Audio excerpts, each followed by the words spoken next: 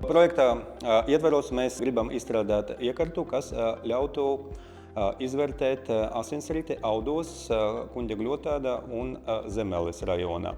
Tas būtiski palīdzētu ārstiem smago septisko pacientu ārstēšanā. Idejas būtībā, kā mēs izmantosim optisko metodi, lai izvērtētu apskabekļošanu audiem, un arī asinsrīdes vienmērīgumu, kas ir būtiski izvērtēt pacienta reakciju uz ārstēšanu. Šī brīža metodes sniedz informāciju pārsvarā par asinsspiedienu, bet pamat problēma ir, ka asinsspiediens nevienmēr rezultējas labākā asinsrite orgānos, audos un šūnu līmenī.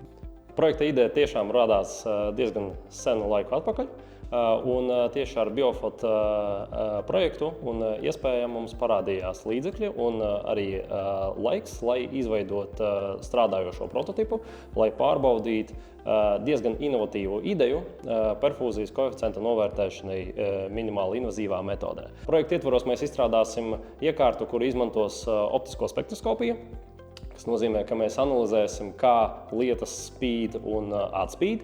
Izmantojot gaismas metodes, gaismas spektroskopiju, mēs varēsim novērtēt minimāli invazīvi, ievietojot viļņvadu zem mēles, kāds ir perfūzijas koeficients, respektīvi kāda ir asinsrīte pacientam, un to informāciju ārste varēs pēc tam izmantot, pielāgojot ārstēšanas metodes. Izmantojot šo minimāli invazīvo metodi, pacientiem būtu iespējams ātrāka atvesļošanās periods, ātrāka izrakstīšanās no intensīvās terapijas nodaļas, un savukārt ārstiem viņi redzētu šo savu terapijas efektivitāti tīri mikrocirkulācijas līmenī, orgānu līmenī.